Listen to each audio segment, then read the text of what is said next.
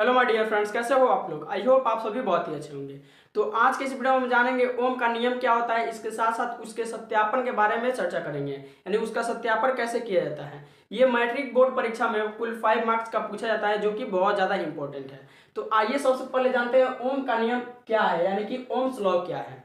तो 1826 ईस्वी में जर्मन वैज्ञानिक जॉर्ज साइमन ओम किसी चालक तार के दोनों सिरों के बीच के विभवांतर तथा उस चालक तार में प्रवाहित होने वाले विद्युत धारा के बीच एक संबंध को व्यक्त करने के लिए एक नियम बताया, जिसे ओम का नियम कहा जाता है। 1826 ईस्वी में जर्मन वैज्ञानिक जॉर्ज साइमन ओम किसी चालक तार के दोनों सिरों के बीच के विभवांतर और उस चालक तार में प्रवाहित होने वाले विद्युत धारा के बीच एक संबंध को व्यक्त करने के लिए एक नियम दिया, जिसे ओम का नियम कहा जाता है। इस नियम के अनुसार, इसको लिख लीजिएगा, ठीक है। यहाँ पे नियम के अनुसार, यहाँ पे क्या लिखेंगे, नियम के अनुसार, नियम के अनुसार, नियम के अनुसार क्या हो जाएगा, तो यहाँ पे लिखेंगे नियम के अनुसार अचर ताप पर, नियम के अनुसार क्या हो जाएगा, तो अचर ताप पर किसी चालक तार में प्रवाहित होने वाले विद्युत धारा का मान, यानी अचर ताप कहने का मतलब क्या हुआ, यहाँ पे पहले लिख देते हैं। अचर ताप पर, अचर ताप पर, अचर ताप पर किसी चालक तार से, किसी चालक तार से, किसी चालक तार से, अचर ताप पर किसी चालक तार से प्रवाहित होने वाला, प्रवाहित होने वाला, अचर ताप पर किसी चालक तार से प्रवाहित होने वाला विद्युत धारा का मान, विद्युत धारा का मान, विद्युत धारा का मान उसके सिरे के, उसके सिरे के बिंदुओं के बीच के विभवांतर के समानुपाती होता है। सिरे के, उसके सिरे के बिंदुओं के बीच के, बिंदुओं के बीच के विभवांतर के समानुपाती होता है, विभवांतर के समानुपाती होता है, विभवांतर के समानुपाती होता है, समानुपाती होता है, समानुपाती होता है।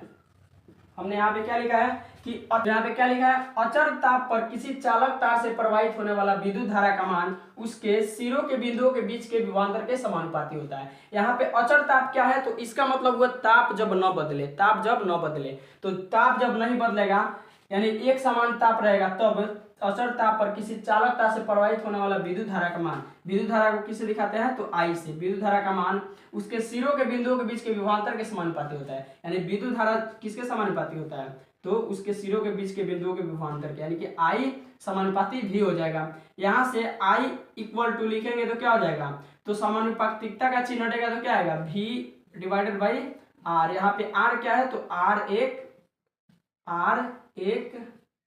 नियतांक है। क्या है, तो नियतांक है, आर एक नियतांक है, ठीक है। तो यहाँ पे क्या आ जाएगा, तो I equal to V by R, ये फॉर्मूला निकल के आया। यहाँ से अगर v निकालेंगे तो v इक्वल टू क्या हो जाएगा, तो आई आर हो जाएगा। ये भी एक फॉर्मूला है, ठीक है।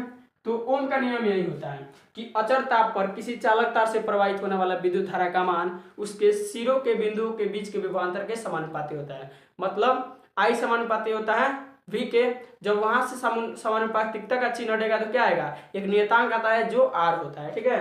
और r से किसको दिखाते हैं, प्रतिरोधी। ये क्या होता है, तो प्रतिरोधी होता है। तो इसका स्क्रीनशॉट लीजिए, इसके बाद इसका सत्यापन हम करके देखते हैं, यानी कि ओम के नियम का सत्यापन कैसे किया जाता है।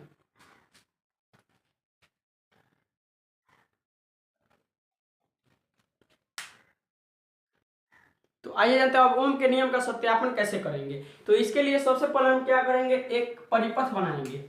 क्या करना होगा, तो सबसे पहले हमें एक परिपथ बनाना होगा। ऐसे हम क्या करते हैं, ऐसे ऐसे यहाँ पे एक परिपथ बना लेते हैं, यहाँ पे बल्ब लगा देते हैं। ऐसे हमने क्या किया, एक परिपथ बना लिया और इसको बैटरी से ऐसे हम जोड़ देंगे। इसको ऐसे बैटरी से जोड़ देंगे और यहाँ पे क्या करेंगे तो ए मीटर को लगा देंगे और यहाँ पे वोल्ट मीटर को, यहाँ पे क्या करेंगे तो वोल्ट मीटर को ऐसे लगा देंगे और इस वाले पॉइंट का नाम रख देंगे P और इस वाले का Q, इसका नाम P और इसका नाम Q रखेंगे। ठीक है, अब यहाँ पे देखिए, यहाँ पे हमने क्या किया तो एक परिपथ बनाया है और उसको एक बैटरी से जोड़ दिया है। बैटरी से जोड़ते ही इस परिपथ में विद्युत धारा प्रवाहित होने लगेगा। तब हम क्या करेंगे, ए मीटर से विद्युत धारा का मान और भी वोल्ट मीटर से क्या करें तो विभवांतर का मान नोट करेंगे। ए मीटर से विद्युत धारा का मान और वोल्ट मीटर से विभवांतर का मान नोट करेंगे। फिर इसे एक और सेल से जोड़ेंगे, फिर वही प्रक्रिया दोहराएंगे। ए मीटर से विद्युत धारा का मान और वोल्ट मीटर से विभवांतर का मान नोट करेंगे। यह प्रक्रिया 2-4 बार दोहराते रहेंगे और जो भी हमें मान प्राप्त होगा उस मान से एक ग्राफ खींचेंगे। तो यहाँ पे हम क्या करते हैं, आइए यहाँ पे एक टेबल बनाते हैं विभवांतर और विद्युत धारा का। तो यहाँ पे हो गया विभवांतर का और ये रहा विद्युत धारा का। मान लीजिए यहाँ पे हमने एक सेल से इसको जोड़ा, तो सेल से जोड़ते ही इसमें 0.2 एम्पियर का धारा प्रवाहित हुआ। इस परिपथ में एक सेल से जोड़ा इस परिपथ को, तो इसमें कितना धारा प्रवाहित हुआ तो 0.2 एम्पियर का। और P और Q के बीच का विभवांतर जो आया ना वो आया 0.4, ऐसे मान लेते हैं। और इसको एक और सेल से जोड़ेंगे ना तो मान के चलिए कितना आ रहा है तो 0.4 आ रहा है यहाँ पे। तो इसका क्या हो जाएगा, विभवांतर कितना होगा, यानी P और Q के बीच का विभवांतर कितना होगा तो 0. कितना हो जाएगा तो 6 हो जाएगा। और यहाँ पे अगर एक और सेल से अगर जोड़ते हैं तो 0.6 आएगा, तो यहाँ पे कितना हो जाएगा तो 0.8 हो जाएगा। तो ये जो मान प्राप्त हुआ ना, इसको और सेल से एक जोड़ेंगे ना तो और हमें ए मीटर से विद्युत धारा का मान और वोल्ट मीटर से विभवांतर का मान प्राप्त होगा। तो इन सभी मानों से हम एक ग्राफ खींचेंगे। यहाँ पे आइए ग्राफ खींचते हैं। ऐसे हमने क्या किया, एक ग्राफ खींच देते हैं। यहाँ पे विभवांतर रहेगा और यहाँ पे रहेगा विद्युत धारा का मान। यहाँ पे कितना है तो अगर देखा जाए विद्युत धारा में तो 0.2, 0.4, 0.8, यहाँ पे 0.2, 0.4 और 6 है और 0.8।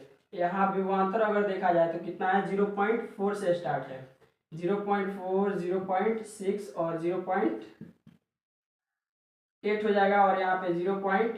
और आगे बढ़ाएंगे तो 10 हो जाएगा, और आगे बढ़ाएंगे तो 0. कितना हो जाएगा तो 12 हो जाएगा। इसको और आगे बढ़ाएंगे तो कितना हो जाएगा तो 0.10 हो जाएगा। और इसको मिला देंगे ऐसे, इसको इसके सिग्नल में बढ़ाएंगे और इसको इसके सिग्नल में बढ़ाएंगे तो यहाँ पे दोनों कट करेगा। अगर इसको इसके सिग्नल में बढ़ाते हैं और इसको लाते हैं ऊपर तो ये दोनों यहाँ पे कट करेगा। इन सभी को आगे बढ़ा के ऐसे मिला देंगे, ऐसे मिला देंगे। इन सभी को ऐसे आगे बढ़ा के ऐसे मिला देंगे।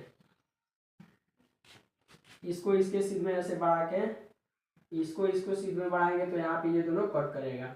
और यहाँ से जब हम ग्राफ खींचेंगे, यहाँ से जब हम ग्राफ खींचेंगे तो ये एक सरल रेखा प्राप्त होता है। ग्राफ खींचने से क्या होता है तो एक सरल रेखा प्राप्त होता है। तो यहाँ पे लिख देंगे कि प्राप्त मानों से जब हमने ग्राफ खींचा तो एक सरल रेखा प्राप्त हुआ, इसलिए अब प्रमाणित होता है कि I समानुपाती होता है, I समानुपाती होता है किसके तो V के। इसलिए प्रमाणित होता है कि I समानुपाती होता है V के। तो इसको लिखना पड़ेगा, इन सभी को लिखना पड़ेगा। जो भी काम हमने यहाँ पे किया है इन सभी को लिखना होगा। कैसे लिखेंगे तो सबसे पहले लिखेंगे एक परिपथ बनाया तथा उस परिपथ को एक बैटरी से जोड़ा। एक परिपथ बनाया तथा उस परिपथ को एक बैटरी से जोड़ा। बैटरी से जोड़ते ही परिपथ में विद्युत धारा प्रवाहित होने लगा। बैटरी से जोड़ते ही परिपथ में विद्युत धारा प्रवाहित होने लगा। तब ए मीटर से विद्युत धारा का मान और वोल्ट मीटर से विभवांतर का मान नोट किया। फिर उसे एक और सेल से जोड़ा। सेल से जोड़ते ही फिर हमने क्या किया, ए मीटर से विद्युत धारा का मान और वोल्ट मीटर से विभवांतर का मान नोट किया। यह प्रक्रिया 2-4 बार दोहराते रहे तथा प्राप्त मानों से ग्राफ खींचा। ग्राफ जब हमने खींचा तो एक सरल रेखा प्राप्त हुआ, जिससे यह प्रमाणित होता है कि I समानुपाती होता है V के। तो ये रहा ओम का नियम का सत्यापन। तो आप इसका स्क्रीनशॉट ले सकते हैं।